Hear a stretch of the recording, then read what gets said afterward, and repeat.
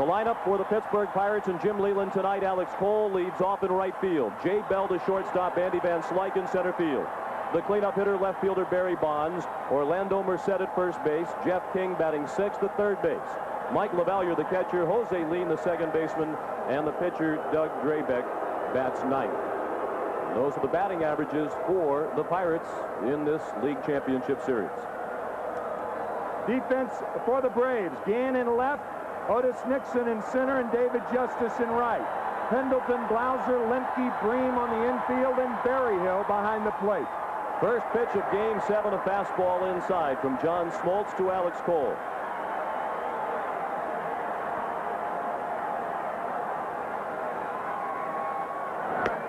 And another fastball, this one high. 2-0 on Cole, who has appeared in 2 games in this series. The 2 games started by John Smoltz, 1 and 4. He's 2 for 8. Borderline strike. Another fastball. Nothing but heat to this point from Smoltz to Cole.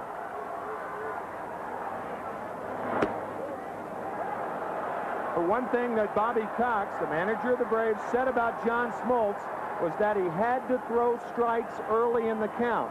To Alex Cole, he hasn't done that. He walked 80 this year in 246 innings. And he walks Cole to start the ball game. Alex did not swing at a pitch, and he walked on 5 pitches. Good news and bad news so far for Smoltz. He's throwing hard, but he's been wild.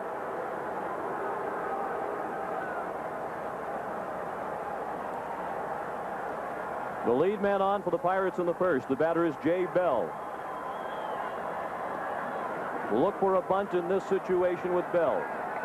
Jim Leyland has employed the bunt frequently throughout the years with Jay Bell, even in the first inning. He had 9 this year in the first inning. He pops that one up. Berryhill makes the running catch.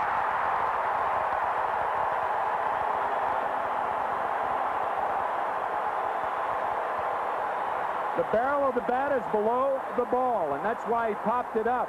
Berryhill makes a nice play. A catcher's first responsibility, fair territory. That's why he went out and then back to make a nice play. 1 out. We're in the top of the first. Andy Van Slyke digs in. Andy is 6 for 25. He's had at least 1 hit in every game in this series except Game 2, the 13-5 Atlanta victory.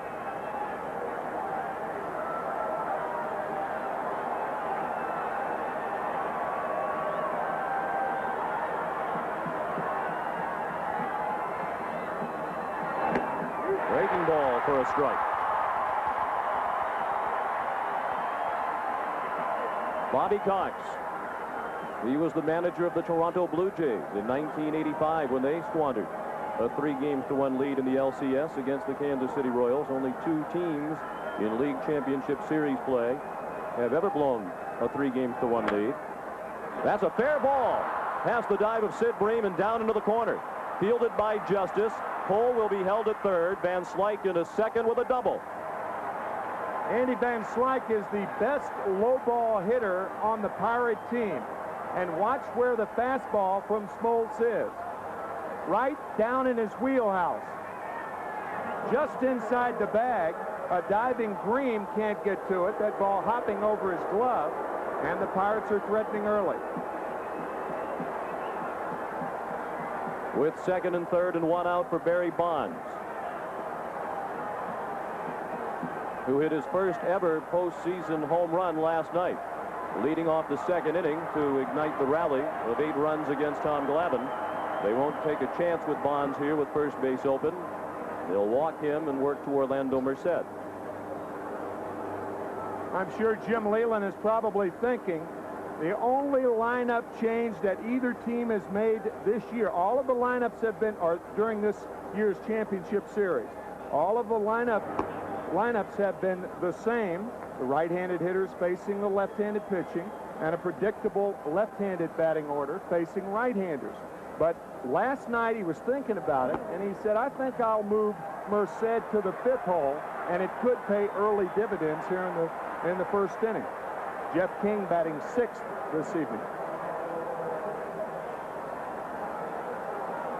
Leyland wanted another left-handed bat in the lineup right behind Bonds, and that's what he has with Merced. 1 for 7 in the series is Merced. He's 1 for 5 in the 2 games in the series against Smoltz.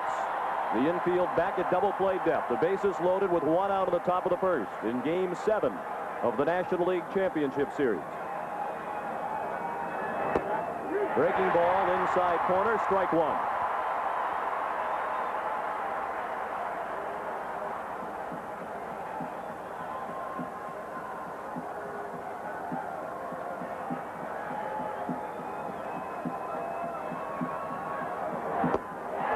Merced badly fooled by that breaking ball, and it's 0-2.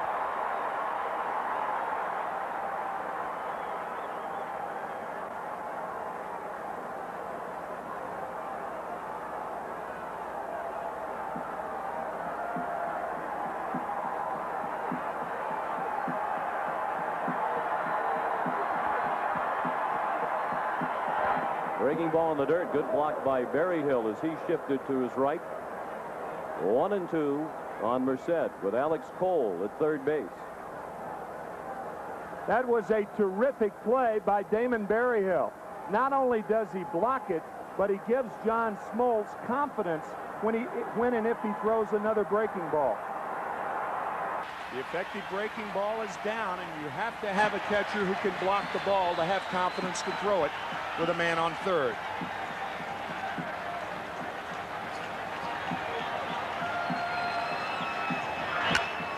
Well hit. Right field. Deep enough to get the run in as Justice makes the catch in front of the track. Cole across with the first run of the ball game, and the Pirates lead 1-0 in the first inning.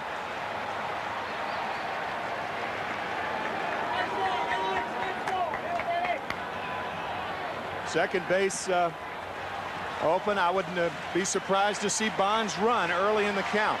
And Slike took third on the fly ball to right. Jeff King with a very high fly ball near the bullpen. Gant over and couldn't get it. He overran the ball.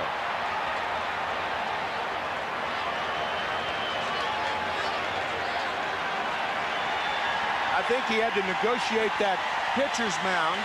That is the bullpen mound right there. So he went up and down, and by the time he got his equilibrium back, he had overrun the ball, and Ron Gant appeared to hurt his left foot or ankle, but he's okay, limping back to his position. He went up and down, then almost over and out as he hit the railing by the bullpen. The 1-strike pitch to King. Check swing at a breaking ball. King, the 6th batter of the first inning, batting with first and third and 2 outs and 1 run in. Jeff's picked it up over the last 2 games. He's 4 for 9 in games 5 and 6 combined.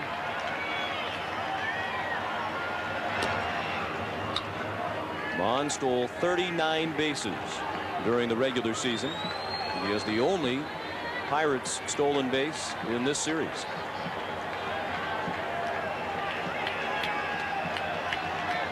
And he's running, and King pops it up. Berryhill and Pendleton. It's Berryhill to end the inning. The Pirates are on the board with 1 run in the top of the first after half an inning. Pittsburgh 1 and Atlanta coming up.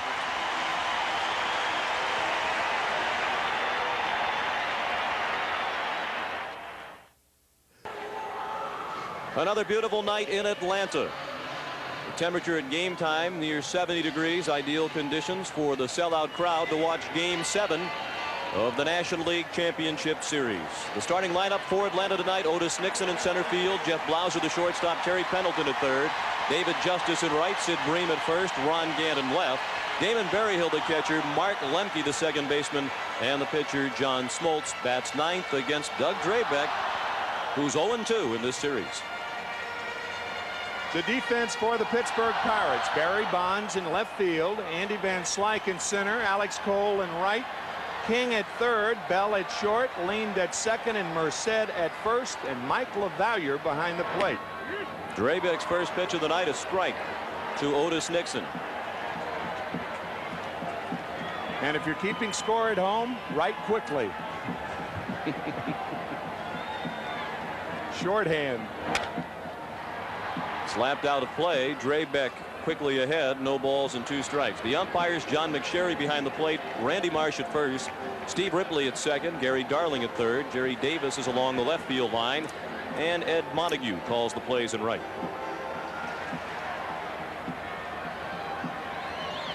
The 0-2 pitch. Nixon 0 for his last 8 after his record-setting 5 straight hits earlier in the series.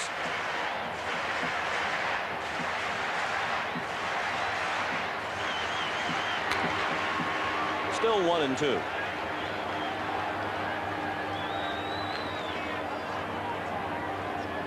Jeff Blauser waits on deck. Nixon had 3 straight hits against Doug Draybeck in that game 4. Draybeck going with a lot of breaking balls, fastballs tonight. Looked like Doug lost his balance a bit as he delivered that fastball.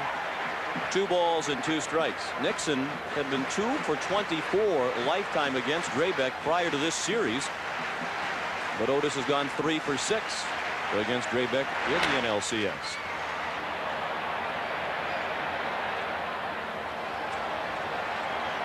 With a lot of talk about the lack of intensity in the stands here at Atlanta Fulton County Stadium in this series as compared to the postseason last year, but tonight you sense the electricity is back.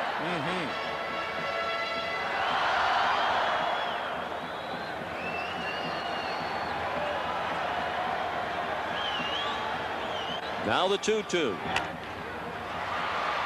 Chico Lean throws him out. 1 out. We're in the bottom of the first. The Pirates lead 1-0 on a sacrifice fly by Orlando Merced in the top of the first.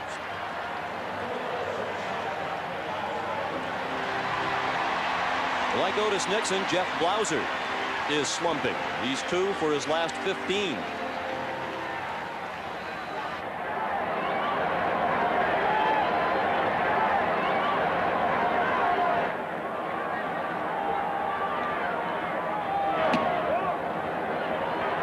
Breaking ball missed inside. Draybeck has failed to survive the 5th inning in either of his first 2 starts in this series. 1 ball and 1 strike on the Atlanta shortstop.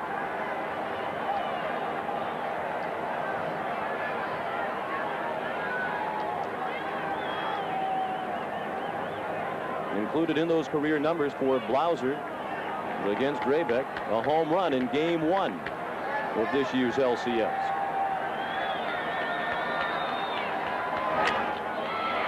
King, the diving stop, to his feet to throw him out. Fine play by Jeff King. Had that ball gotten by him, it is doubtful that Bell would have thrown out Jeff Blauser. Gets to his feet and guns him out. Nice play by King.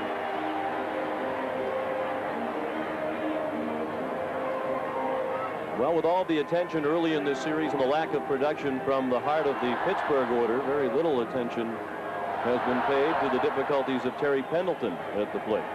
He's hitting just .231. 6 for 26. And then he looked at a breaking ball in the dirt. Pittsburgh Pirates got him out last year, too. For the 14 games that these 2 teams have played in postseason the last 2 years, Terry batting only .196.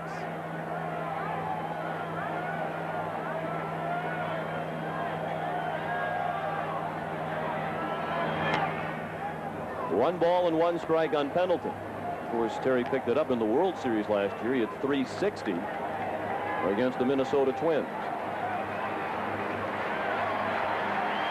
He's been bothered by a sore groin, but Bobby Cox says he's been running as well as at any time this season.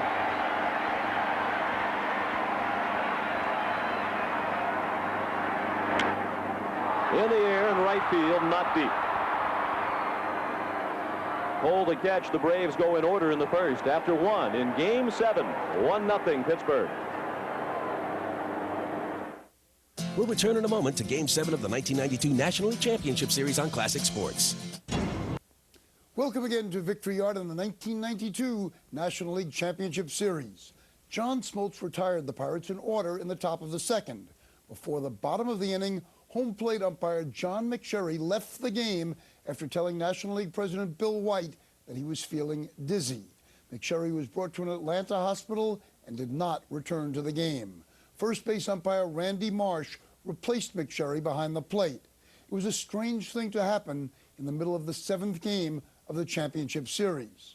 4 years later, on opening day 1996, John McSherry suffered a heart attack on the field in Cincinnati and died shortly afterward. With McSherry gone from this game, both pitchers continued to dominate. Neither team scored in the next 3.5 innings. And as we go to the top of the sixth, the Pirates were still ahead 1-0. Game 7 has settled into a pitcher's duel. John Smoltz battling Doug Drabek, and Smoltz on the short end of a 1-0 score as we go to the sixth inning. And the pitch count particularly a factor for Smoltz because of the length of his outings in games 1 and 4. He's thrown a lot more pitches than Doug Drabek in this series. Jay Bell foul-tipped one in the mitt of Damon Berryhill for strike one. Jay's 0 for 2 tonight. Smoltz has just been terrific in the seventh game alone. Last year shutting out Pittsburgh 4-0 in Game 7. He worked Game 7 of the World Series working shutout baseball over 7 1/3. And now only 1 run through the first 5. So in his last 21 1/3 innings, for just Game 7 alone, he's given up 1 run. He's retired 14 of the last 15 Pirates. Still 0-2 on Bell. Van Slyke and Bonds to follow. We mentioned at the outset, only 7 teams in Major League Baseball history have come back from 3 games to 1 down to win a postseason series. And the Pittsburgh Pirates have done it twice in their history. Bell rips one into the left field corner. Gant will play it off the wall as Jay Bell pulls into second with a double. So these two teams have combined for 4 hits in the game, and all 4 of them are doubles. A lot of times you may hear that if a guy hits a pitch, it was a mistake. Well, guys hit good pitches too, but that was a mistake. A high breaking ball, and in my opinion, that was the first mistake thrown by either pitcher tonight. Right there, right in the sweet part, you can see Smoltz turning to the left. And the bad thing about that hit, it not only leads off the inning, but Van Slyke, Bonds, Merced, 3 left-handers coming up. The lead man at second in the 6th inning. The Pirates trying to add to a 1-0 lead. Andy Van Slyke swung at a ball in the dirt. Bell thought about third, but thought better of it. Steve Avery, who was the starter in Game 5, warming up in the bullpen. He is the left-hander, and Pete Smith, the right-hander.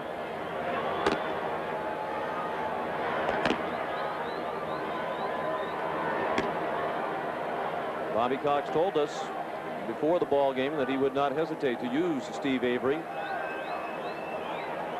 This is a game, obviously, that his team has to win.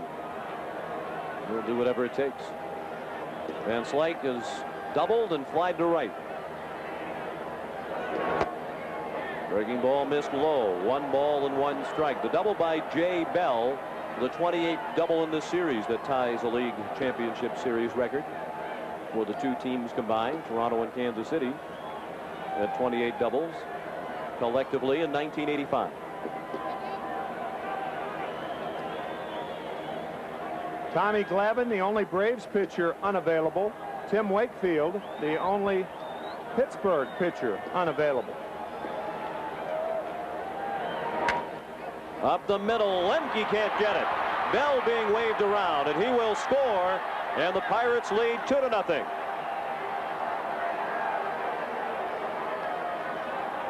Andy Van Slyke drives in his 4th run of the series, and they erupt at the Clark Bar and Grill adjacent to Three River Stadium.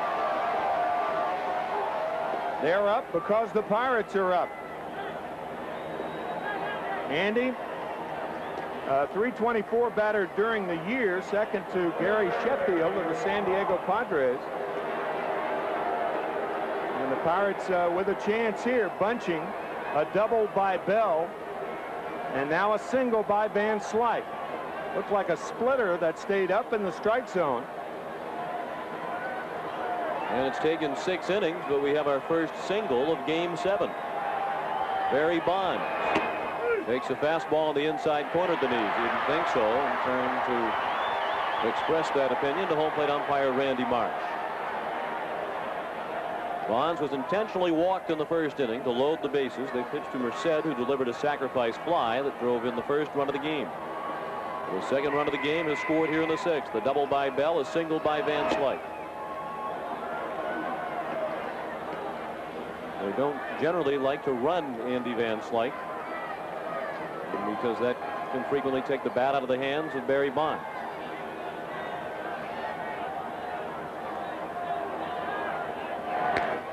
Andy, with 12 stolen bases on the year, the Pirates as a team with only 1 stolen base in this series.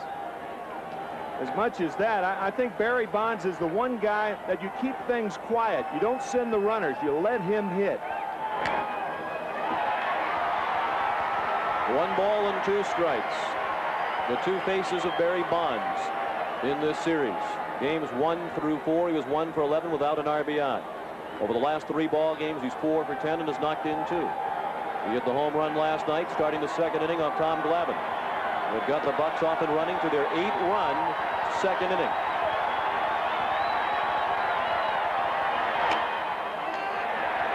The pop-up. Pendleton takes command. 1 out. Really, that was an appropriate label for the graphic of Barry Bonds that you saw, because he admits that he is a very moody person. One day very happy, the next day a little bit on the surly side. Certainly members of the media can vouch for that, but he had his coming out party in Game 5, and it's not coincidental that that's when the series started to turn around for the Pittsburgh Pirates.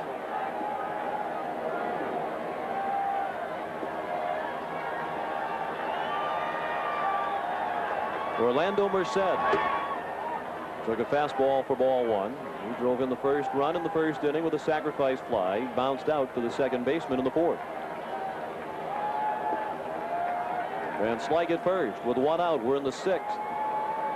Pittsburgh 2, Atlanta nothing.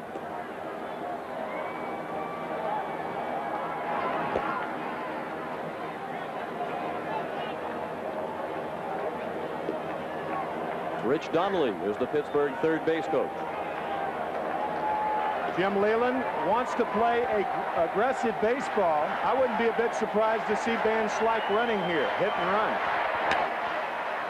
In the air, in shallow right center, Justice the catch.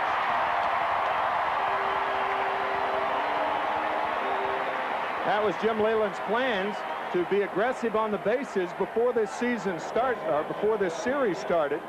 But Atlanta winning the first 3 out of 4 games, and Atlanta has not been ahead over the last 3 games. Not only had they lost 2 in a row, they haven't even been ahead. So there have been opportunities for Leyland to send the runner the last 3 ball games. Jeff King waits as Smoltz throws to first.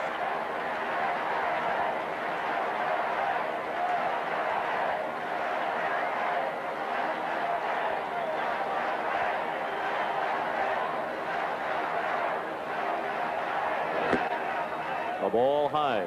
1-0 on King, who is 0 for 2 tonight.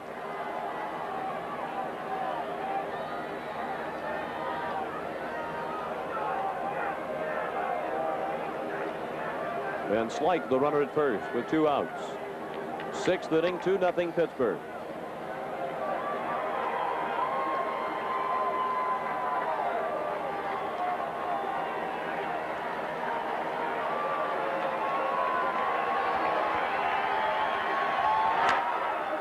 Pulled foul. King had a lot of room to shoot for down that line, as Pendleton is playing him way off the line.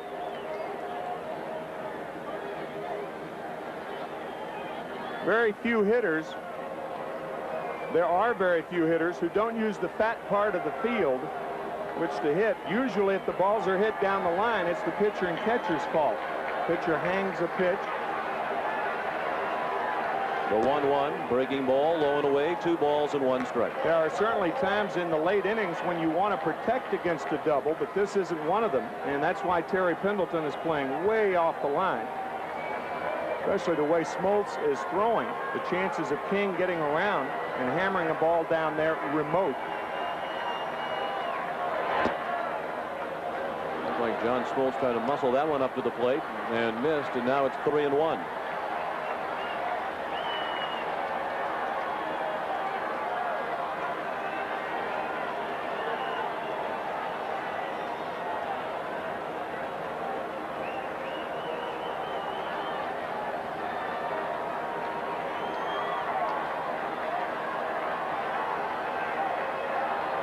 And strike on the run. King lifts it.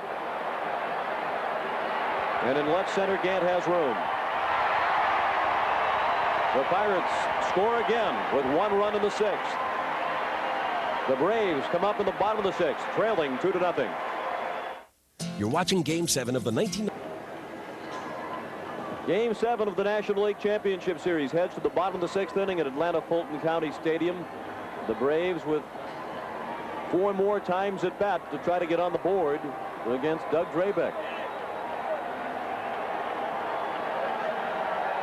What's that line of a few years back? 1 is the loneliest number that you'll ever know. And each team looking for 1 more. Bottom part of the order coming up for the Braves here in the bottom of the 6th. Mark Lemke 0 for 1 tonight.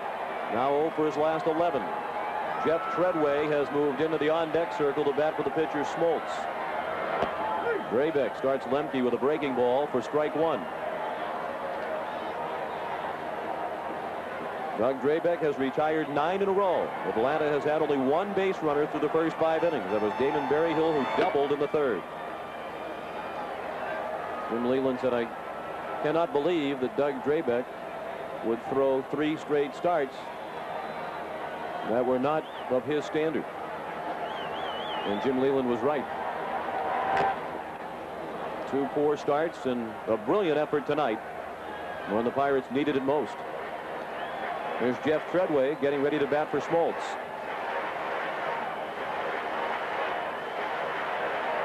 Mike Stanton is the lone pitcher warming up in the Atlanta bullpen. And the reality of the 2-run deficit starting to set in. There's a base hit. And that brings the fans to their feet. Just the 2nd base runner of the night for Atlanta. And Mark Lemke ends his 0 for 11 drought. And we mentioned the mistake by John Smoltz to Jay Bell. Well, Doug Drabek follows suit. Watch the breaking ball up in the middle of the plate. Hammered to right by Lemke. And the Braves are hoping for the same results. Minimum, at least 1 run. And obviously hoping for a big inning.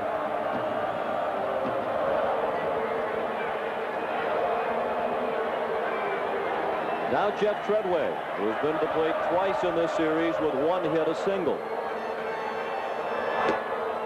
Fastball just outside. The night is over for John Smoltz.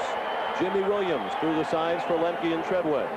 The reason Treadway selected by Bobby Cox, he's .343 for his career against Doug Drabek.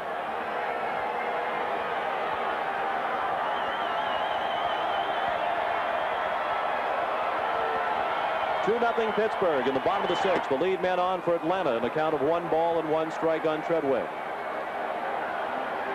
Bob Walk is the right-hander. Bob Patterson the lefty in the Pittsburgh bullpen.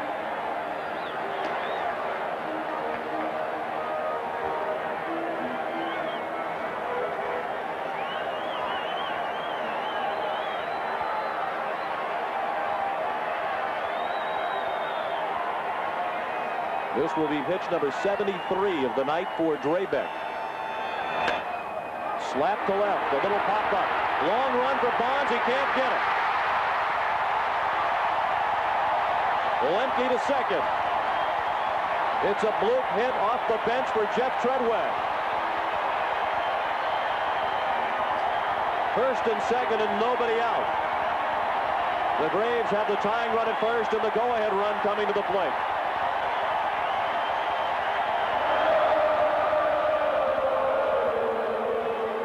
Otis Nixon 0 for 2 tonight.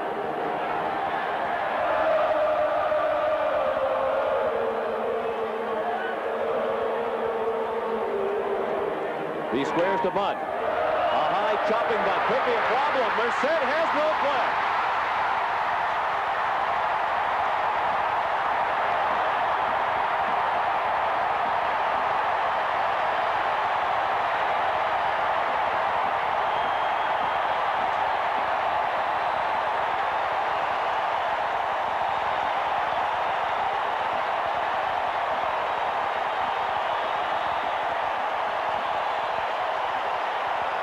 Pirates played it straight up and got burned. Look at the hesitation by Merced. Draybeck looked at Merced. Merced hesitated, and Otis Nixon has an infield bunt single. Merced's got to close in on Otis Nixon. He can't lay back, but he did. He's got to know that Jose Leon's going to be behind him covering first base. Merced, his second mistake on a bunt play in this series, and this one could be costly. Bases loaded with nobody out in the bottom of the 6th inning in Game 7 of the National League Championship Series. The Pirates lead 2-0. The hits now even at 4 apiece as Atlanta has strung together 3 straight hits to start the 6th. Jeff Blauser at the plate. The tying run in scoring position. The go-ahead run at first base. The count 1-0 on Blauser, who is 0 for 2 tonight. He has been outstanding throughout his career with the bases full, a .375 career average. Terry Pendleton to follow.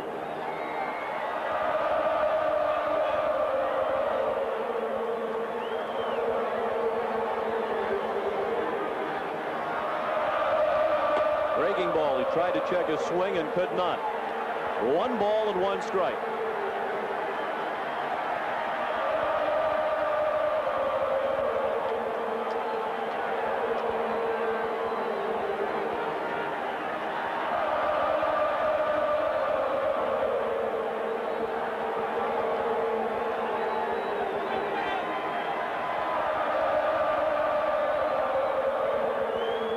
The 1-1 pitch. Missed. Another breaking ball going away. Tim, do you see any signs that Draybeck has lost anything here in the 6th inning? No, he made the one mistake to Lemke. The other ball, the hit off the end of the bat, and now the bunt single. He's in trouble. It has hardly been a loud inning in terms of the contact made by the Braves here in the 6th inning, but they've loaded the bases with nobody out. They're down 2-0 in the 6th. The 2-1 pitch. Fastball line to third. Caught. Double play. Right at King was the line drive, and he easily doubled off Lemke. Hundreds of times during the year, the third base coach with a runner on third and less than 2 outs, he'll say, watch the line drive. Well, that's exactly what Lemke did then. And he also watched Jeff King step on third. In fairness to Mark, there is nothing he could have done about that line drive. Any base runner would have been dead on that one. What a break for Pittsburgh. The biggest play of the series to this point.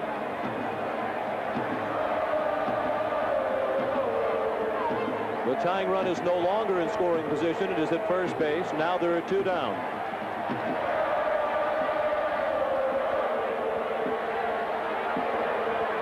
And the batter is Terry Pendleton. 0 for 2 tonight. Just 6 for 28 in the series.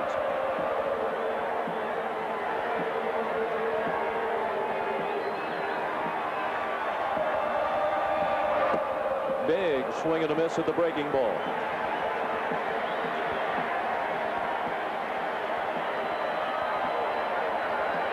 Boy, that is some curveball by Draybeck. And as you can see, he is still maintaining some serious stuff out there. Fastball, slider, And that last one was a curveball.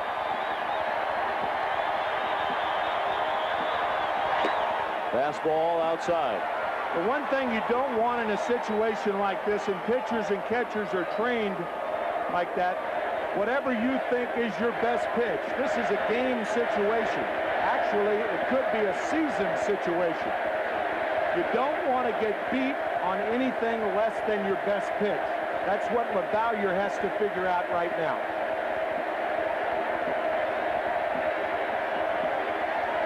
Breaking ball, pulled foul.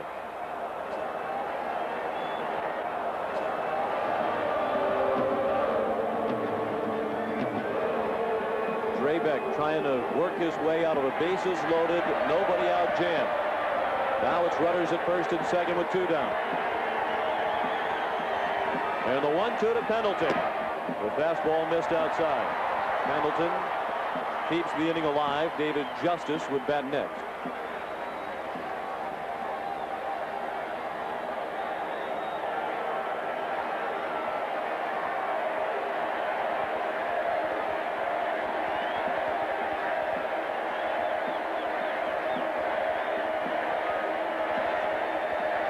Now the 2-2 pitch. Just missed. Drabek can't believe he didn't get the call.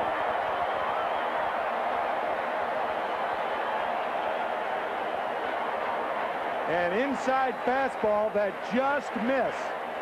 And now, with a count 3 balls and 2 strikes, the runners will be off.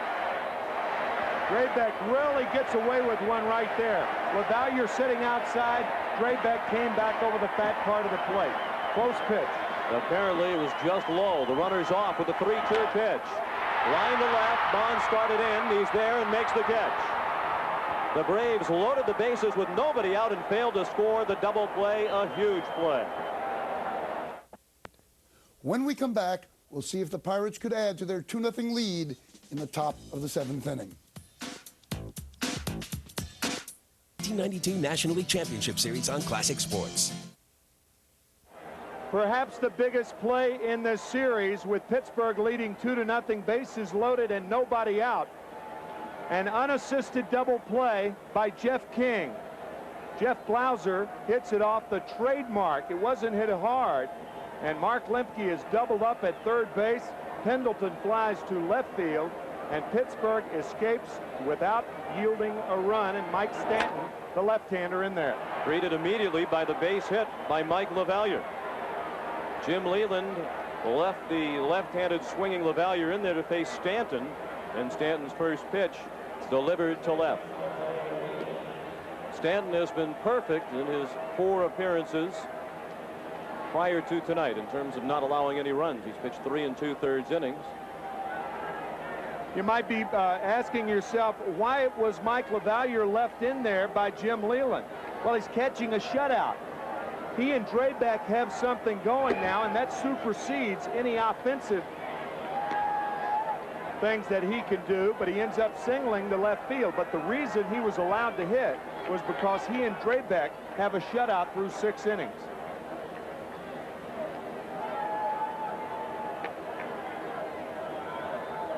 Drabek on deck. LaValliere back to first with Jose Lean to the plate. If you bring a guy like Don Slaught in, you may get more offense, but he doesn't know the tendencies of Drabek through the first 6 innings. That's why LaValliere's in there. There's Don Slaught. Lean sends one back to the screen. Chico doubled with 1 out in the 5th inning, but was stranded at second. We mentioned earlier, 7 teams in the history of postseason play in Major League Baseball have come from 3 games to 1 down to win a series. Pirates have done it twice in their history. Trying to do it again as Lean sends one to right center. Nixon playing in that direction with the catch for the first out. The first team to ever come from 3-1 down was the Pittsburgh Pirates in 1925. They did that against Washington. And Pittsburgh did it again in the 1979 World Series against the Baltimore Orioles, led by Willie Stargell, the We Are Family year. Doug Drabek went 0 for 2 against John Smoltz. Smoltz pitched 6 innings, He allowed 2 runs, both earned on 5 hits. He walked 2. One of those was an intentional walk. And he struck out 4. He will not pick up his 3rd win in this series tonight.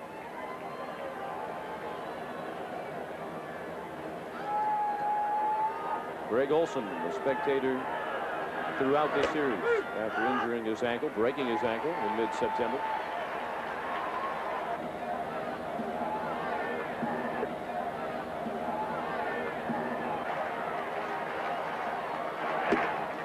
Fastball missed outside. Sid Bream to the mound to speak with Stanton.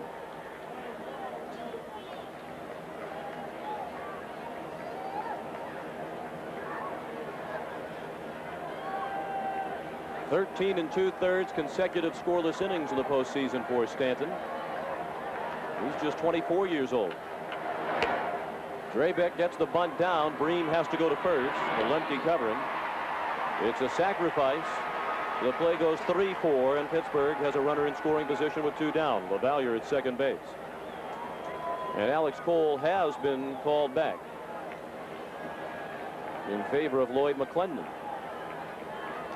Cole does have the speed, but he is not an outstanding defensive outfielder. Yeah, but he can make up for a lot of his mistakes with his speed. McClendon can't do that. McClendon is not as good an outfielder, and I think this is a very unusual move.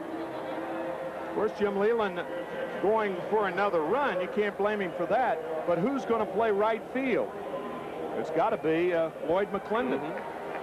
Who has 6 hits in his last 6 official at-bats, but because the streak was interrupted by a sacrifice fly, which terminates a consecutive hit streak, he has only tied the record of 5 consecutive hits in one championship series. Of course, you could use Cecil Espy in this situation, possibly Gary Varsho, but what you're doing in essence is using 2 men for 1 pinch hitter if you do that. I think that would be the priority, to go ahead and use either Espy or Varsho rather than putting McClendon out there, because he's probably the worst defensive outfielder, certainly the worst defensive right fielder that the Pirates have. They're pitching around Lloyd to get to Jay Bell. That'll set up first and second with 2 outs here in the 7th inning. The Pirates' lead is on alongside Gary Reedus. To McClendon, Jim Leyland's going to counter with a better defensive outfielder, either Espy or Gary Varsho, both left-handed hitters. Espy a switch hitter, of course. But with Jay Bell, you may bring the right-hander in, and Bell has to stay in the ballgame because he's the regular shortstop. Bobby Cox is going to make a pitching change with Jay Bell coming up. Pete Smith will come in. We'll return in a moment to Game 7 of the 1992 National League Championship Series on Classic Sports. 92 National League Championship Series on Classic Sport. Welcome back to Game 7 of the National League Championship Series from Atlanta Fulton County Stadium, where the Pirates lead 2-0, and they're batting in the 7th with 2 men on and 2 outs. Mike LaValliere, the runner, at second base. Lloyd McClendon at first. And the 3rd pitcher of the night for the Atlanta Braves is Pete Smith. Pete Smith 7-0 this year. He was 7-4 at Richmond, and he's worked 3 2/3 innings, giving up 2 hits. That was in Game 5. These are the pitchers in the bullpen available to Bobby Cox. Avery Merker, Lee Brandt, all left-handers. Reardon, Freeman, Wohlers, the right-handers. Both managers well stocked with pitchers tonight. Only Avery warming up at the moment. Jay Bell at the plate. So now Mike Stanton, who has been the best reliever of late for Atlanta, is out of the game after only 2/3 of an inning. And after Jay Bell, you're back to the left-handed power hitters in Van Slyke and Bond. Mike Stanton had gone 14 innings without allowing a run. That's over the last 2 league championship series. And he has been very, very effective in this. Probably his best left-hander. Not probably. He is the best left-hander for Bobby Cox against Van Slyke and Bonds. And you have to think this might be a one-batter stint for Pete Smith, with Avery still throwing and the left-handers Van Slyke and Bonds to follow. 2-0 Pittsburgh in the 7th inning. Pete Smith is yet to throw a strike. 3-0 the count. There's Avery, who was the starting pitcher and losing pitcher in Game 5 Sunday at Pittsburgh. Van Slyke waiting in the on-deck circle.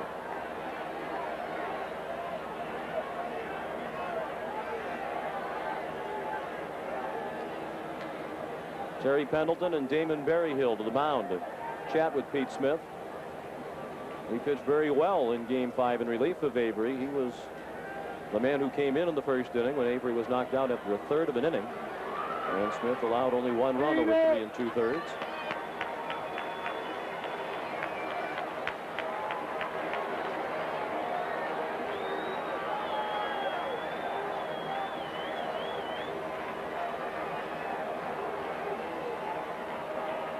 Now the 3-0 pitch.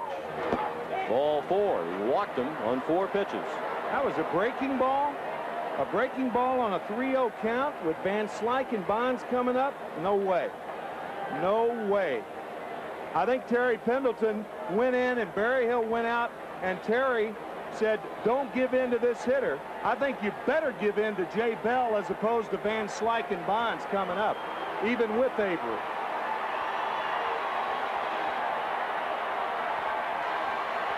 Pete Smith departs as Steve Avery comes in for Atlanta.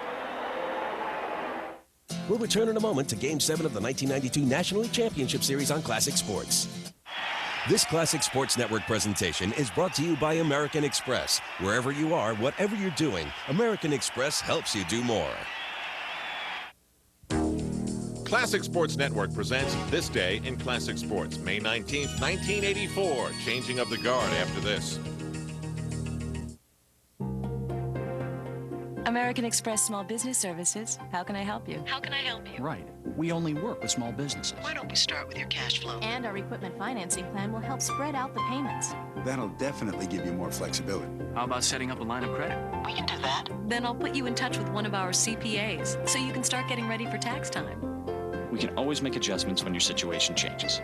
Call 1-800-SUCCESS to find out how American Express Small Business Services can help you do more. May 19th, 1984, with Wayne Gretzky's 2 goals and 2 assists, the Edmonton Oilers beat the Islanders and end their 4-year reign as Stanley Cup champions. It's the first Cup win for the Oilers, who were swept by the Islanders 1 year before. Tune in every day for This Day in Classic Sports.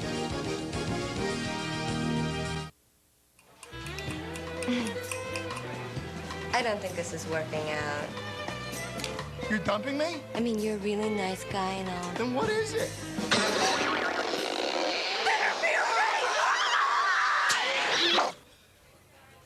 Would it be that? Don't let this happen to you. Drink Keystone Light, America's never bitter beer, so there's always a great taste, never a bitter face.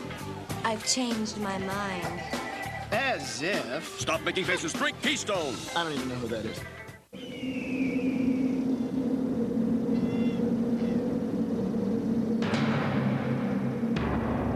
Ford claimed Expedition is biggest in its class because Chevy Suburban is so large. It's in a class of its own. We couldn't have said it better ourselves.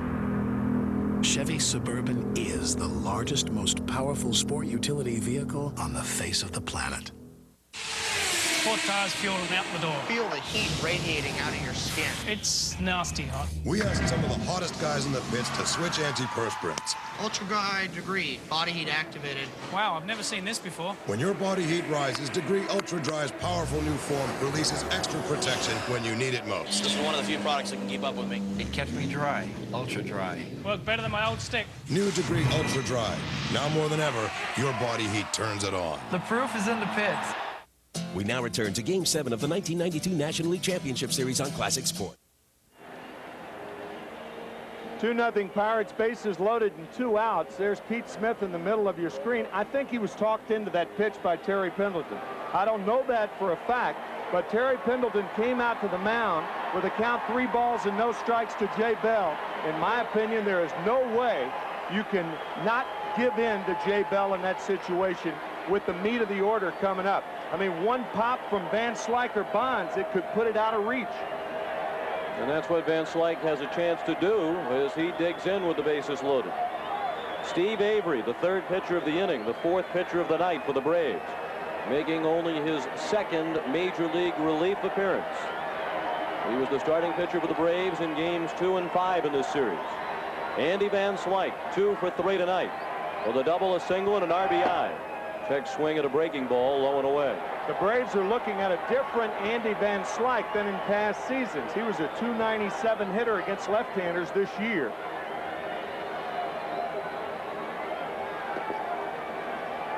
And he is 0 for 4 against Avery in this series and 3 for 20 against Avery lifetime. Tied him up with the inside fastball. 1 ball and 1 strike.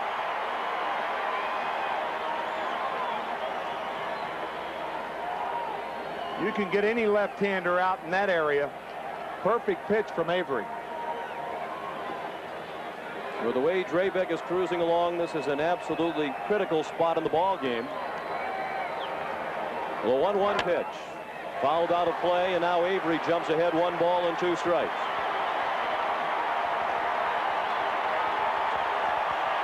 So the fastball up and in, and then Avery goes back to the breaking ball, low and away. 2 nasty pitches to Van Slyke. The fans realize that this is a vital moment, and they're on their feet. Trying to spur Steve Avery onto the strikeout. Bases loaded with 2 outs. No runs in this inning for Pittsburgh. The Pirates lead 2-0 in the 7th. The 1-2 pitch. Breaking ball pulled foul. And a collective sigh from this packed house. That an inside breaking ball to Van Slyke. He wheeled on it but pulled it foul.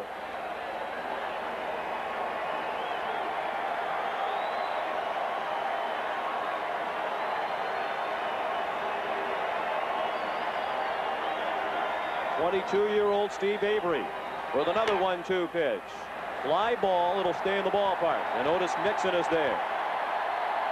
The Pirates leave the bases loaded without scoring in the 7th.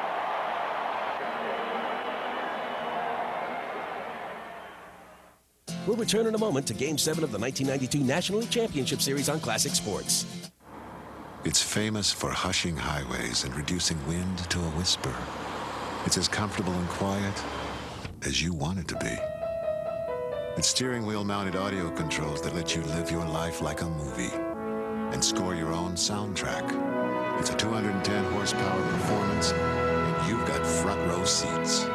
It's the RL from Acura, the true definition of luxury. Yours. A good sweat isn't so good once the game is over. That's why there's Irish Spring Sport. It has an extra antibacterial ingredient that kills odor-causing germs better than regular soap. It's Irish Spring Sport. Play as hard as you like. Does a car have instincts? Can it anticipate the next curve? One car can make you believe it does. With a patented steering and suspension system, you have the agility to outsmart the most elusive of roads. Now you can get low 1.9% financing on Intrigue and all Oldsmobiles. Intrigue, a sophisticated twist on a sports sedan. It comes in a flash and leaves in a heartbeat. It's opportunity. If you own a business like I do, you know all about it. You either jump all over it, or you get in the long line of shouldas and couldas. Opportunity? It's $1 million idea. For me, it was knowing when to go out on my own. Or finding a tool that makes doing business easier. The Gold Corporate Card for Small Business from American Express. It's easy to apply. Call now. The card started as a way to simplify bookkeeping. Today, it also provides savings at Kinko's, FedEx, and other businesses. And our dedicated Small Business Services Group offers savings on health and dental care, as well as equipment financing. They do all that so I can stay ahead of the curve. It's easy to apply. Call 1-800-SUCCESS. Let American Express give your business the power to do more. From the moments that defy gravity to the moments that define history, from the sweet pang of memory to the smiles of an autumn afternoon. This is In Focus, the unparalleled new documentary series from Classic Sports Network. Inside, insightful, incredible, In Focus. The new documentary series, Saturdays at 8, only on Classic Sports Network. Hi, I'm Hall of Famer Yogi Berra, and you're watching Classic Sports Network. Now that's classic. In the bottom of the 7th, the Braves put runners on first and second with 1 out, but Doug Drabek escaped again. Now let's go to the top of the 8th. The Pirates only 6 outs away from the World Series. Alex Cole led off this game with a walk against John Smoltz. Andy Van Slyke doubled him to third. Orlando Merced a sacrifice fly to bring him in. The only other run in this game in the Pittsburgh 6th inning. Jay Bell doubled and Andy Van Slyke singled him in. And Doug Drabek has been the story of the night for Pittsburgh. Still action on his pitches, and I think he will go out there in the 8th inning. I don't think Jim Leyland. As a matter of fact, the Pittsburgh bullpen is quiet right now. Barry Bonds leads off against Steve Avery with a base hit. He took a 1-0 pitch into right field for his first hit of the night. He's 1 for 3. And for the 3rd straight inning, the Pirates have the lead man on. I think it's safe to say the bond market is up after being severely depressed.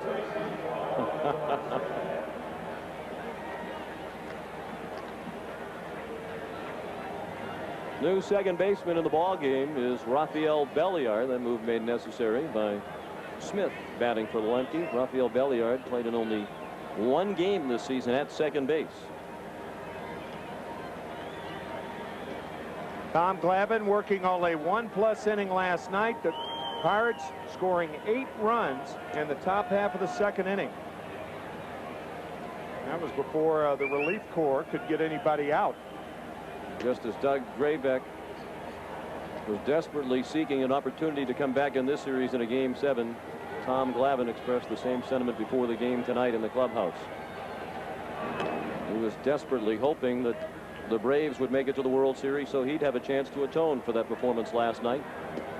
And as Jim Gray told you at the outset, John Smoltz said he was pitching tonight with the failures of Avery and Glavine in the last 2 games in mind. He didn't want them to have an awful winter, thinking back about how they did not deliver in games 5 and 6. Orlando Merced at the plate. And as they inch closer to victory in Pittsburgh, some have taken to praying. Of course, when the camera comes on, they all take to cheering and screaming. Bonds at first, with nobody out. He still owns the only Pittsburgh stolen base in this series.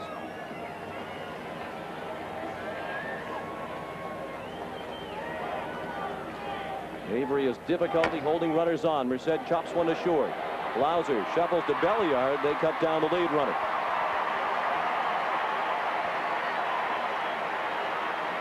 One out in the 8th inning. 2-0 Pittsburgh. This is Game 7 of the National League Championship Series. That was a terrific play by Jeff Blauser. A lot of shortstops would take the safe out and go to first base. Blauser was actually in front of the bag. He had to turn and give a little shovel pass back to Belliard. A lot of shortstops would go to first base, but had he done so, then Bonds a real threat to steal third with 1 out. And with the situation the Braves are in, they need to do everything they can to keep additional runners out of scoring position for Pittsburgh. Right.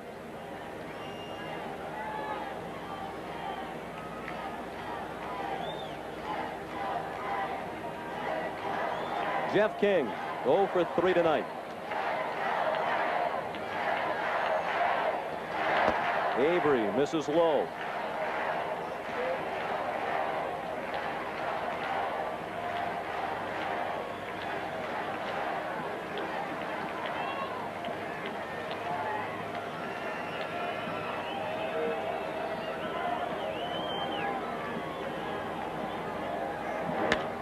Slap down the right field line. It is a fair ball right along the line.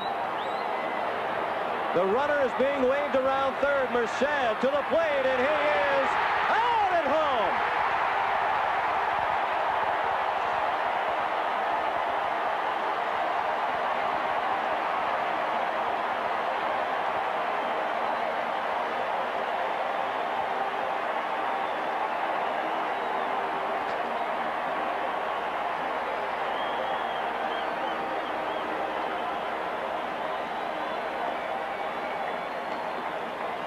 Ball hit hard down the right field line. That is just fair.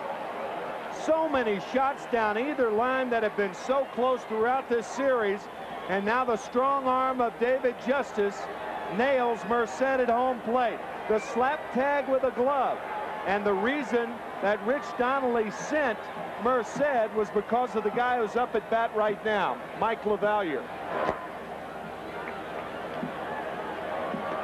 Left-handed hitting LaValliere against the lefty Avery. Merced cut down to the plate. At least for the moment, the Braves have dodged another bullet. They got out of a bases-loaded jam last inning. LaValliere was the first man to face Mike Stanton last inning and singled against the left-hander. He's facing Avery for the first time tonight. A ball and a strike. It would be too much to ask Mike LaValliere to get 2 for 2 off of guys like Stanton and Avery. So I think Pittsburgh would have been put in a squeeze situation. It would have been very difficult to score Merced from third base with 1 out, and that's why I think Donnelly sent him. What did Jim Leyland tell us before the game when he coached third base for Tony La Russa in 1983? He had no stop sign. He was known as the man with no stop sign. Good breaking ball from Avery, 1 and 2. And wouldn't you know, the close play along the line in the outfield would be where there is no umpire. Because of the illness of John McSherry, the umpires working this ball game with only 5 members of the crew and no umpire along the right field line. But Ed Montague made the right call. It was a fair ball. Now the 1-2 pitch. Softly toward left. Gant makes the running catch.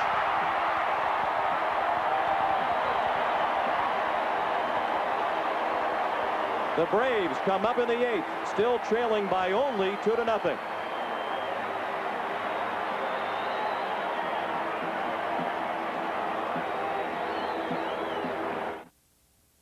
Atlanta obviously was fortunate to come out of that inning still down by only 2 runs going into the bottom of the 8th. When we come back, we'll see if the Braves could finally crack Doug Drabek.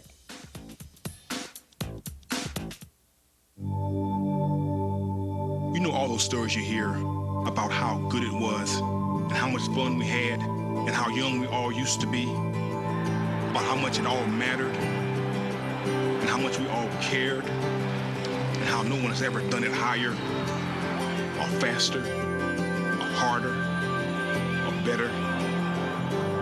All those stories you hear, they're all true.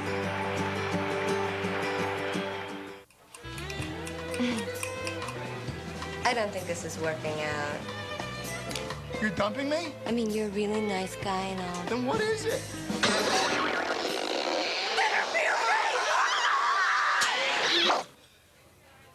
Would it be that? Don't let this happen to you. Drink Keystone Light, America's never bitter beer, so there's always a great taste, never a bitter face. I've changed my mind. As if. Stop making faces. Drink Keystone. I don't even know who that is. This is one of those new Volvos with all-wheel drive, right? Yes, it's our newest safety feature, designed to help keep you out of an accident. So how come you don't put it on all your cars? All our cars. Like Subaru does. Subaru. Every Subaru we make comes with the safety of all-wheel drive. Every wagon, every coupe, every sedan. So only one Volvo has all-wheel drive, but they all have cup holders. Yeah. Subaru, the beauty of all-wheel drive. I know this machine inside out. They are great machine. They hardly ever break. There is only this one in town, but I've always taken care of it. And it only takes about 3 days to get spare parts. Oh, vaya. Another. Got a backup plan? Take American Express traveler's checks. $300 worth could save the day.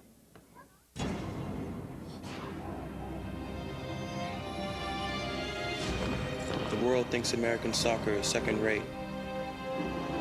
The world thinks we don't belong here. The world thinks our team is weak.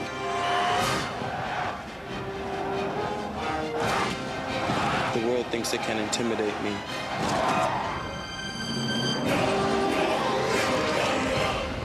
We'll see about that. You're watching Game 7 of the 1992 National League Championship Series on Classic Sports. There have been some blowouts in this series, but not tonight. Pittsburgh leads 2-0. As we go to the bottom of the 8th inning with Doug Drabek working on a 5-hit shutout. He will face Deion Sanders as a pinch hitter to start the 8th. And then Otis Nixon and Jeff Blauser are due.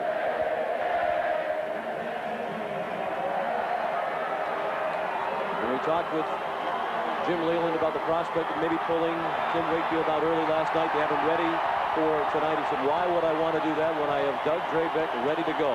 Right. Deion Sanders. Wouldn't it be ironic if, given all the controversy surrounding Deion in this series, he did something to ignite a rally? He has been a bit part in this series. He's 0 for 4. Little chopper down the line. It'll bounce foul.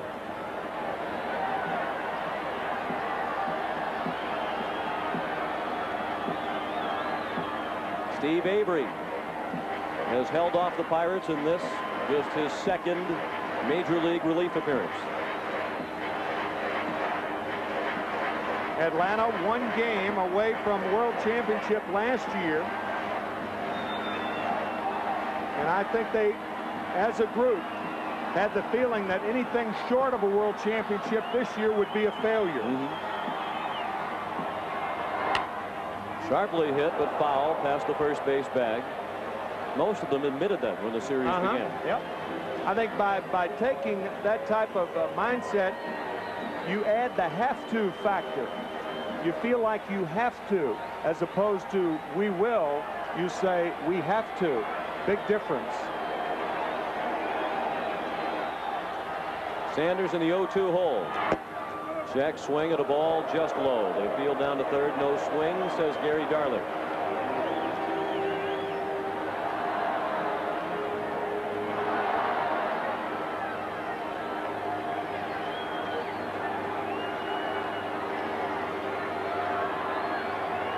Now the 1-2 pitch. Well hit, but well fouled and right.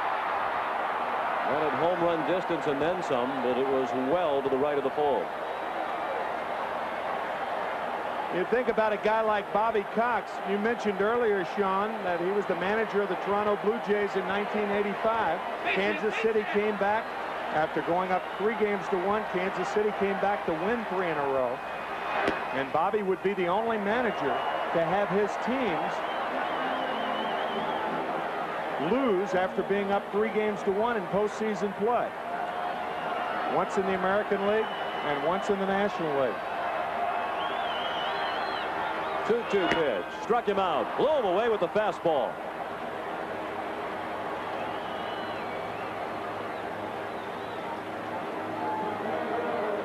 Fourth strikeout of the night for Doug Drabek. I tell you, the bullpen is back up for Pittsburgh, but I don't think you can get Drabek out of there unless Atlanta takes the lead. The bullpen has been up for 3 innings, and with that fastball, I think that is the thing that Ray Miller and Jim Leyland are looking for. Forget the pitch count. Is there action late? And you could tell by that fastball there was.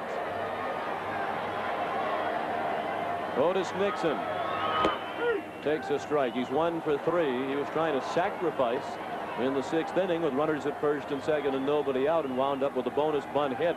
When he bunted the ball off the plate, it chopped high in the air and he beat it out.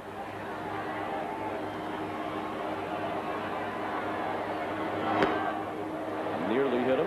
1 ball and 1 strike. Jeff Blauser followed the bunt single by Nixon in the 6th. The line drive to third to Jeff King, who stepped on third base to double up Mark Lemke when the best chance of the night for the Braves went by the boards. Up and in. 2 balls and a strike.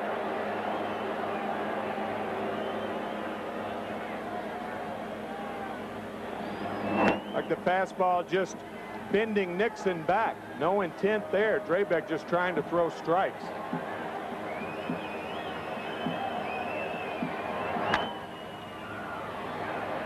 Bonds on the run into the bullpen area to make the catch.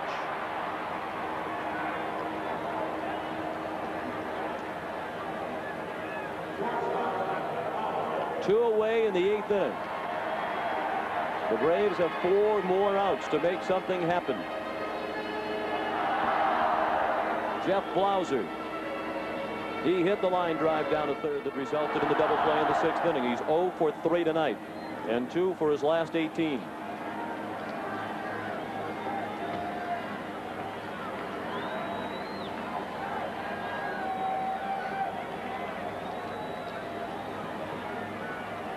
Normally, it would not be a good play to bunt with 2 out and nobody on. But since the Braves are trailing by 2, it wouldn't be a bad play. Blauser, an excellent bunter, and King is even with the bag at third base.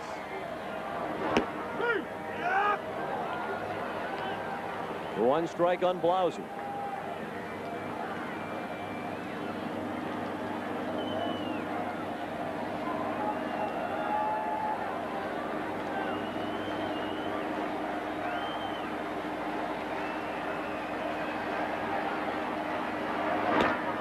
Just missed the outside corner. 1 ball and 1 strike. Drabek has thrown 119 pitches. He's scheduled to bat second in the top of the 9th behind Jose Lean. Lloyd McClendon will bat third.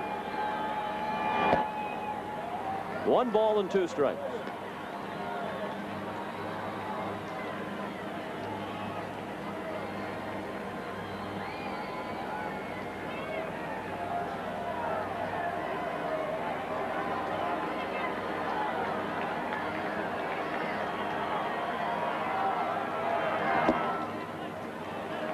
Two and 2. Blauser keeps the inning alive. Terry Pendleton would bat next.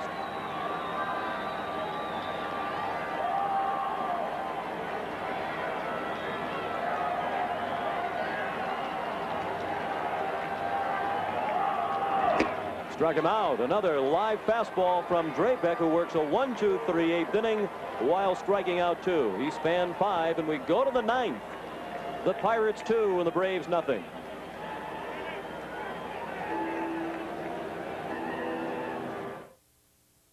We'll return in a moment to Game 7 of the 1992 National League Championship Series on Classic Sports.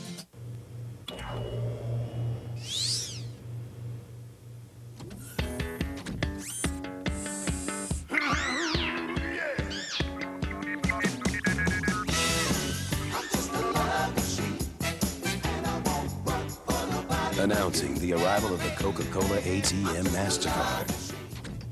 Redeemable at any consenting MasterCard ATM. I'm just a love machine.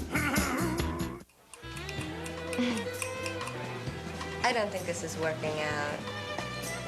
You're dumping me? I mean, you're a really nice guy and all. Then what is it?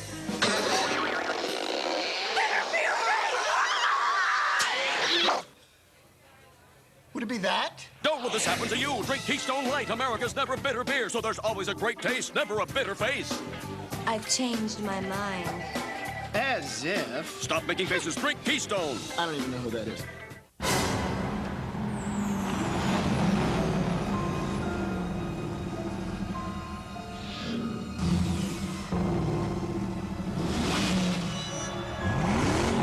It's so powerful, it's almost scary. Boom.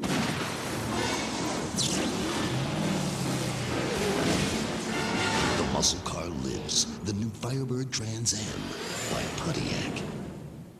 4 tires, fuel, and out the door. We asked the hottest guys in the pits to switch antiperspirants. Ultra dry degree, body heat activated. When your body heat rises degrees, new Ultra Dry form releases extra protection. Worked better than my old stick. It kept me dry. Ultra dry. New from Degree. When I was a kid, I remember going to the Boys and Girls Club. There was this one teacher, That's great, Frank. Miss Franklin. She always encouraged me, Right. Come on, Frank. You can do it. especially when it came to baseball. It was a great experience. There you go. That's why I'm glad I can give something back to the Boys and Girls Club, especially to Miss Franklin. Come on, Miss Franklin, you can do it. Come on. Rico, let's make this play. Major League Baseball charities and the Boys and Girls Clubs of America, giving kids a world of opportunities. This past Sunday, David Wells did what few pitchers have ever done. Baseball immortality! To celebrate one of baseball's rarest achievements, Classic Sports Network presents a tribute to the perfect game. Look back with Don Larson at his 1956 World Series gem. 27 up, 27 down! And relive Jim Bunning's perfect day in 1964. Few pitchers have ever earned the right to be called perfect. Join Classic Sports as we salute them on Tribute to the Perfect Game. Thursday at 8, only on Classic Sports Network. The Pirates threatened to add to their lead in the ninth inning, but Atlanta's ace reliever Jeff Reardon pitched his way out of trouble. We now rejoin the game in the bottom of the ninth with the Braves down to their last 3 outs.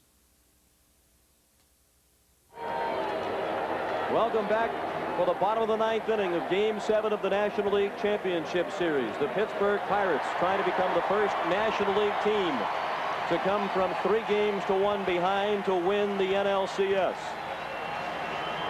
There have been 3 previous 7th games in National League Championship Series play, and in all 3 of them, a pitcher has thrown a complete game shutout. Danny Cox for St. Louis in 1987, Orel Hershiser for Los Angeles at 88, John Smoltz for the Braves last year against Pittsburgh.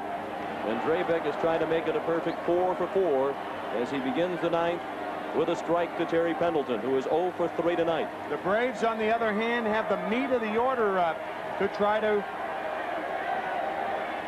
score at least 2 off of Doug Drabek. Pendleton, Justice, and Bream will bat in the ninth inning. It's been a disappointing championship series for Pendleton. He's now 6 for 29. Drabek has retired 5 in a row, including 2 strikeouts last inning. He's had pinpoint control throughout. He's only walked 1, and that was after a battle with Gamble, a 3-2 pitch in the 7th. Pendleton pulls it down the right field line, hooking toward the corner. It is a fair ball. Pendleton on his way to second with a leadoff double.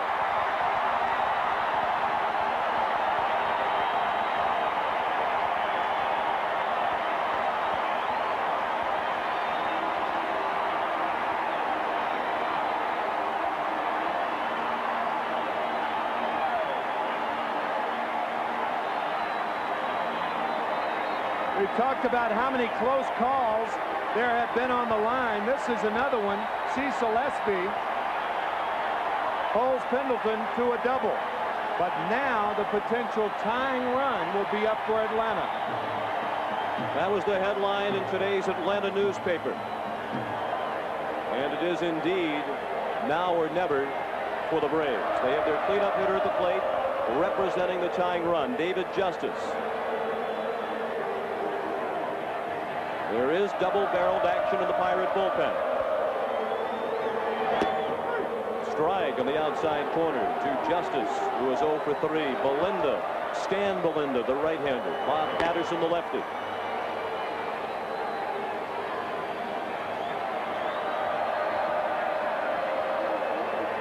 Justice at the plate, Bream on deck.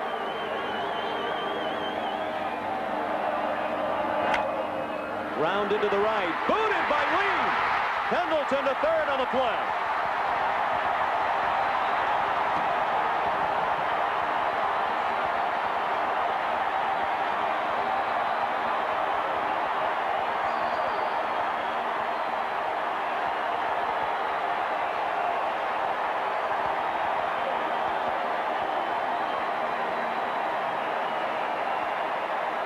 A man who has made only 6 errors during the regular season makes his second here tonight, and it could turn out to be the biggest error of his life. Ted Turner with a high five from President Jimmy Carter. Ray Miller, the pitching coach, on his way to the mound. Drabek up to 125 pitches in this, his 3rd outing in 8 days. When Ray Miller comes out, he rarely makes a move for Jim Leland. Only Leland will remove the pitcher. Draybeck is still throwing well. You can see that late action, even though the ball was hit hard by Pendleton and hard by Justice, but it was booted by Lean, and here it is again. He normally sucks those balls up. One of the finest fielding second basemen in the game. So now the tying run is at first with nobody out in the bottom of the ninth inning. The potential winning run is at the plate. Sid Bream, the ex-Pirate.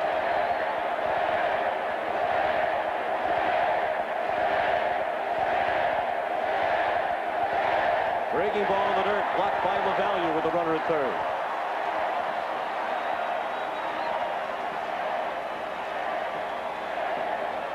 The Braves have had chances in the late innings. They loaded the bases with nobody out in the sixth inning and did not score. They had first and second with one out in the seventh and failed to score. Now they have first and third with nobody out in the bottom of the ninth, trailing 2-0. Bream at the plate with Ron Gant on deck.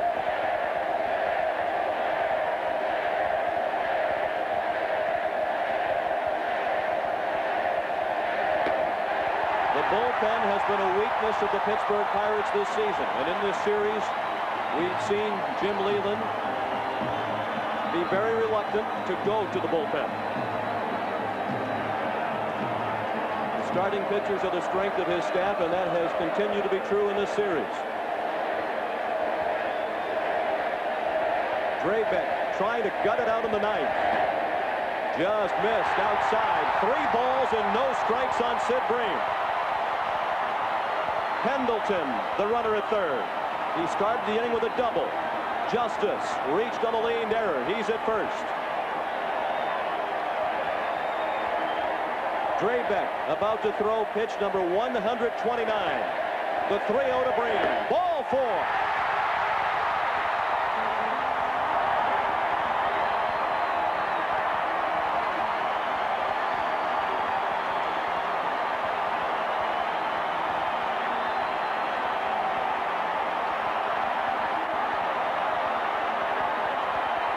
As hard as it is to believe, there are a lot of empty seats in the upper reaches of Atlanta Fulton County Stadium.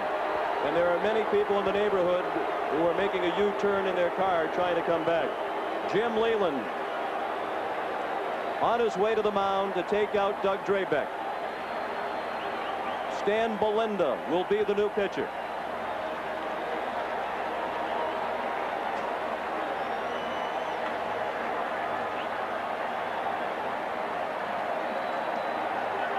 A brilliant effort by Doug Draybeck. We'll find out if it was enough after this.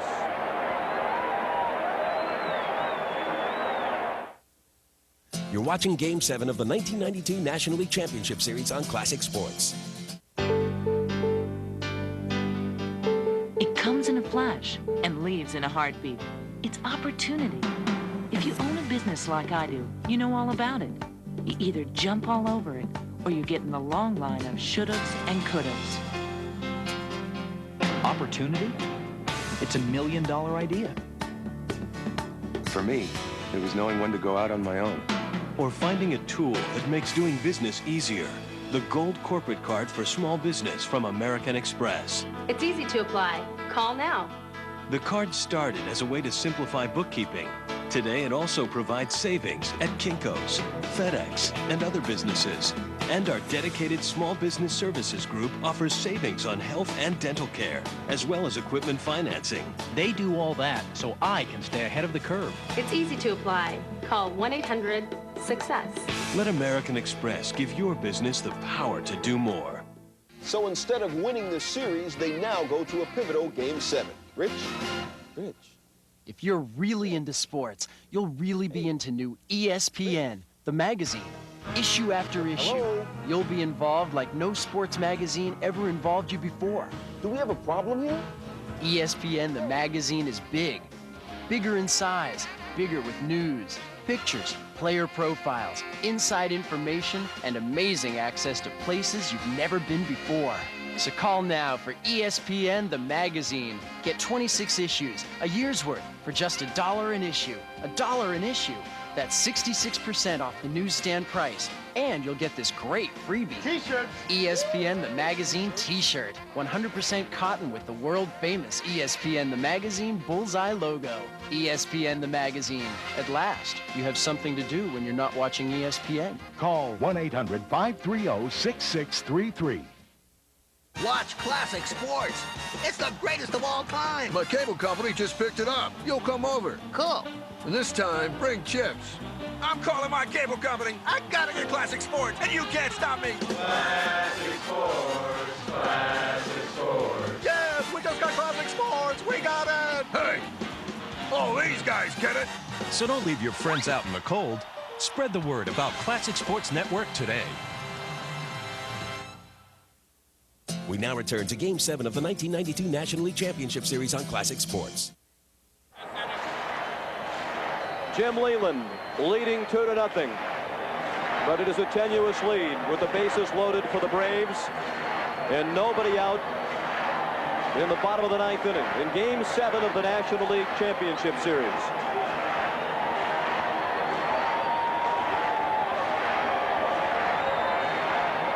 Doug Drabek has departed after 8 innings plus 129 pitches. After the second walk that he issued tonight, Stan Belinda takes over. The consideration now is, do you use a pinch runner for Sid Green? The Atlanta Braves have Brian Hunter and 2 catchers. You wouldn't use the catcher. You want to save Hunter as a right-handed pinch hitter. That's why Green's still in the game. Belinda's first pitch to Ron Gant outside for ball 1. Gant hit a grand slam in Game 2 of this series last Wednesday afternoon off Bob Walk. Agonizing moments for Pirate fans everywhere, including those you just saw at the Clark Bar and Grill. Tying run at second, winning run at first. Gant hits one to left. Bonds on the track, at the wall, makes the catch. Pendleton on to score the first Atlanta run of the ball game.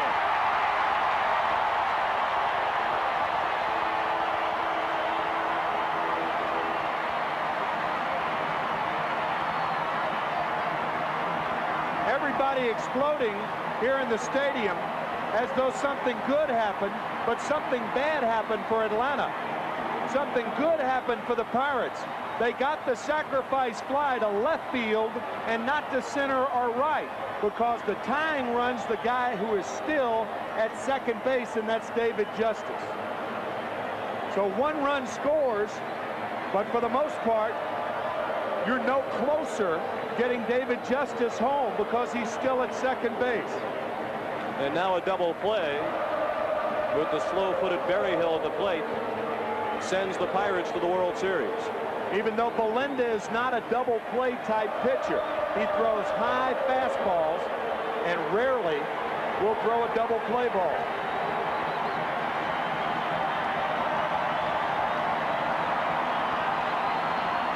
Two to 1. Pittsburgh leads in the bottom of the 9th. And Berryhill fouled one back to the screen. The tying run is Justice at second. Bream, a slow runner, represents the winning run at first base.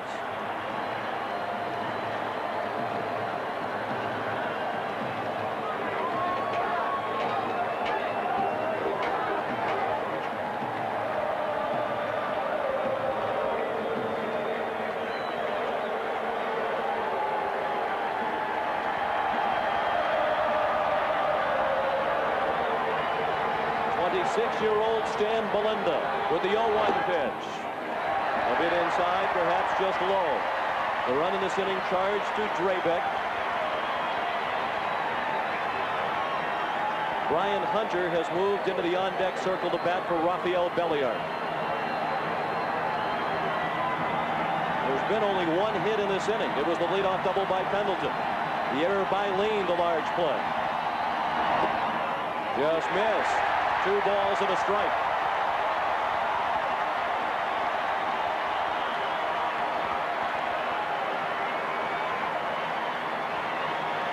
Berryhill wasn't supposed to be in this situation.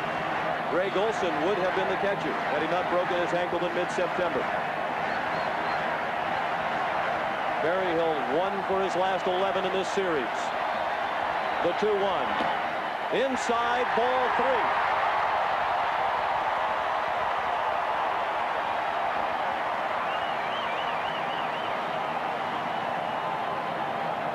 Berryhill looking down at Jimmy Williams with a take sign.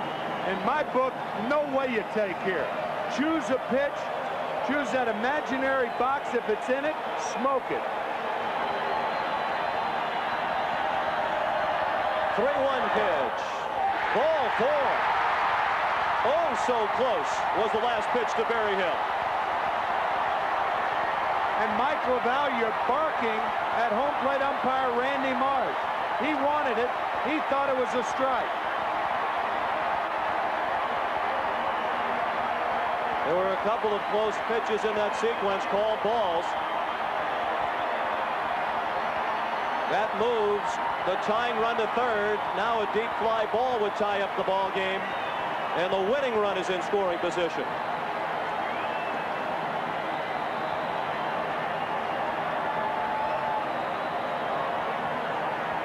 Brian Hunter has appeared in 2 games in this series. He's 1 for 4. Ray Miller on his way to the mound.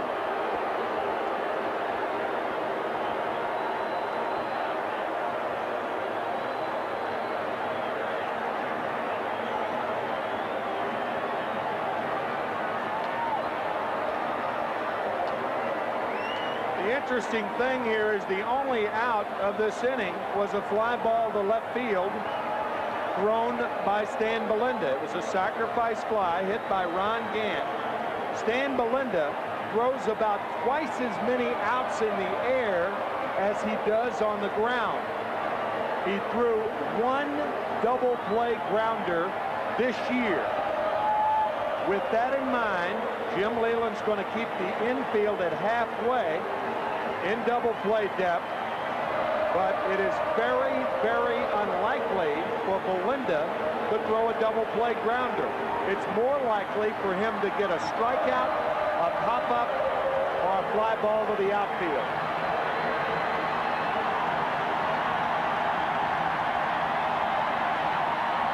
Brian Hunter, one of the heroes of last year's Game 7. He hit a 2-run homer off John Smiley. He pulls that one foul past third.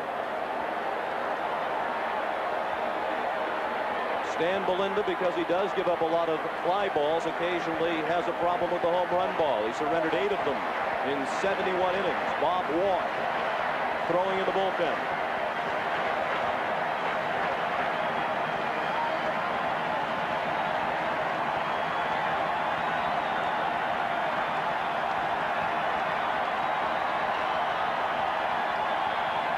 Pittsburgh leads 2-1. 1 out and the bases loaded in the bottom of the 9th. Hunter, little looper, leaned is there and makes the catch. The runner tags but will not try it. 2 down in the bottom of the 9th.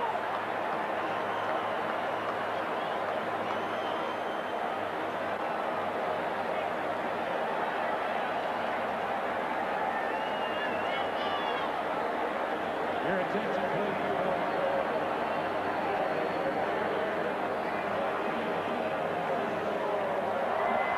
And now the Braves season hangs in the balance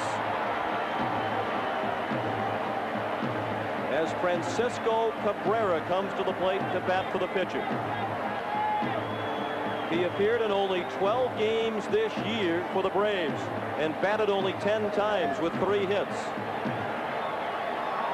He's 0 for 1 in this series.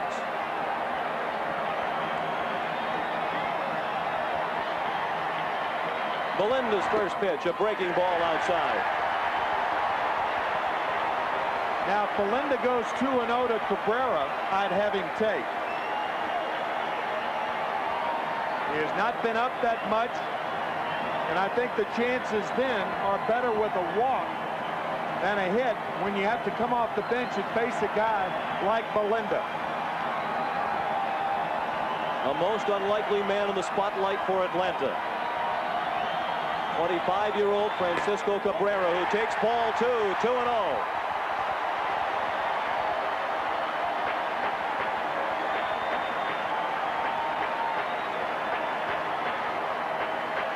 Pittsburgh 2, Atlanta 1, with 2 outs in the bottom of the 9th inning in Game 7 of the National League Championship Series.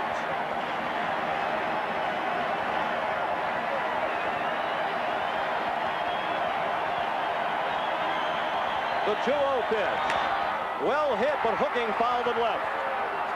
He had the green light on 2-0 and hammered it, but well fouled over the Pirate bullpen. And hit it very, very hard. Right in his wheelhouse, and it hooks foul.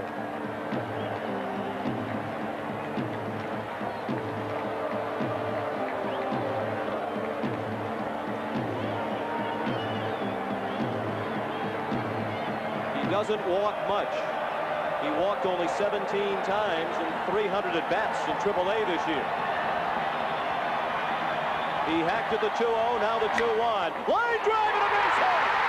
Just as the score of the tying run. Green to the plate. And he is safe! Safe at the plate! The Braves go to the World Series!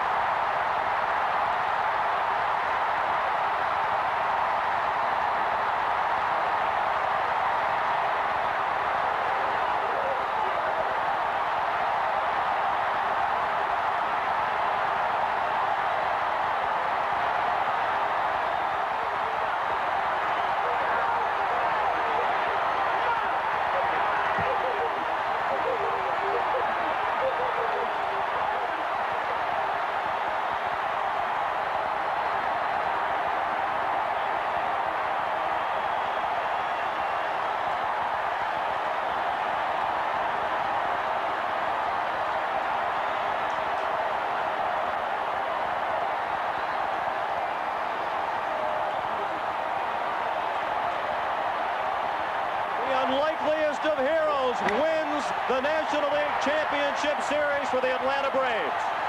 Francisco Cabrera, who had only 10 at-bats in the major leagues during the regular season, singled through the left side, scoring Sid Bream from second base with the winning run. Bream, who's had 5 knee operations in his lifetime, just beat the tag of his ex-mate Mike LaValliere. And Atlanta pulls out Game 7 with 3 runs in the bottom of the 9th inning.